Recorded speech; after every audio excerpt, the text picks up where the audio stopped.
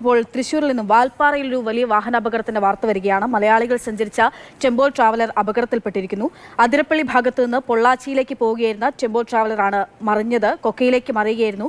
6 പേർ മരിച്ചു എന്നുള്ള വളരെ വേദനിപ്പിക്കുന്ന വാർത്തയുടെ വിശദാംശങ്ങളാണ് നമുക്ക് മുൻപിലേക്ക് എത്തുന്നത്. MS ലിഷോയ് വിവരങ്ങളുമായി ചേരുന്നുണ്ട്. ലിഷോ, എങ്ങനെയാണ് അപകടം ഉണ്ടായത്?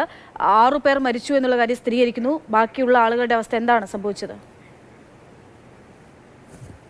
നിന്ന് പൊള്ളാച്ചിക്കും വാൽപ്പാറയ്ക്കും ഇടയിലാണ് ഈ സംഭവം ഉണ്ടായിരിക്കുന്നത്. അതായത് വാൽപ്പാറയിൽ 13ാം ഹെയർ പിന്നിലാണ് ഈ സംഭവം എന്നുള്ളതാണ് നമുക്ക് ഇപ്പോൾ ലഭിച്ചിരിക്കുന്ന വിവരം. വാൽപ്പാറ ഭാഗത്തു നിന്നും ആളിയാർ ഡാം വഴി പൊള്ളാച്ചി ഭാഗത്തേക്ക് പോവുകയായിരുന്നു.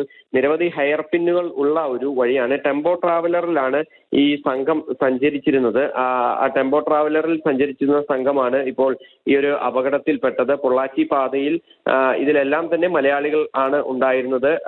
ഇതിൽ ഈ കോഴിക്കോട് സ്വദേശികളാണ് എന്നുള്ളതാണ് ഒരു പ്രാഥമിക നിഗമനം. നിലവിൽ ഈ മേഖലയിൽ ഈ രക്ഷാപ്രവർത്തനം നടത്തുന്നത് ദുഷ്കരമാണ് എന്നുള്ളതാണ്. ഈ രാത്രി ഈ ഏറെ വൈകിയതിനാൽ തന്നെ, അതായത് ഈ ഒരു സമയത്ത് വെളിച്ചക്കുറവ് മൂലം അവിടെ താൽക്കാലികമായി ഇപ്പോൾ ഒരു പ്രശ്നം നിലനിൽക്കുന്നുണ്ട്. എങ്കിൽ പോലും അവിടെ രക്ഷാപ്രവർത്തനം ഇപ്പോൾ പുരോഗമിക്കുന്നുണ്ട്. വളരെ ഉയരത്തിൽ നിന്ന് ഈ ട്രാവലർ നിലത്തേക്ക് വീഴുകയായിരുന്നു. അതായത് ഒരു ഹെയർ പിൻ വളയുന്നതിനിടയിൽ നിയന്ത്രണം തെറ്റി നേരെ താഴേക്ക് വീഴുകയായിരുന്നു എന്നുള്ളതാണ് ഇപ്പോൾ പ്രാഥമികമായി നമുക്ക് ലഭിക്കുന്ന വിവരം. ഈ ട്രാവലറിന്റെ ഈ ഉള്ളിലുണ്ടായിരുന്നവർക്കാണ് ഗുരുതരമായി പരിക്കേറ്റതും മരണം സംഭവിച്ചിരിക്കുന്നതും.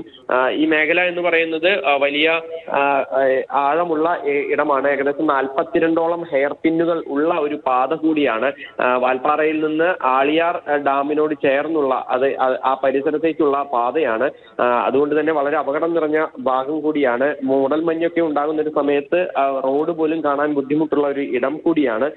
അതുകൊണ്ട് തന്നെ ഈ ഒരു അപകടം എങ്ങനെ സംഭവിച്ചു എന്നുള്ള കാര്യത്തിൽ കൃത്യമായ ഒരു വ്യക്തതയില്ല. കാരണം ആ ഒരു സമയത്ത് അവിടെ ഈ വാഹനം നേരെ നിലത്തേക്ക് പതിച്ചു എന്നുള്ളത് തന്നെയാണ് ഇപ്പോൾ നമുക്ക് അറിയാൻ കഴിഞ്ഞത്.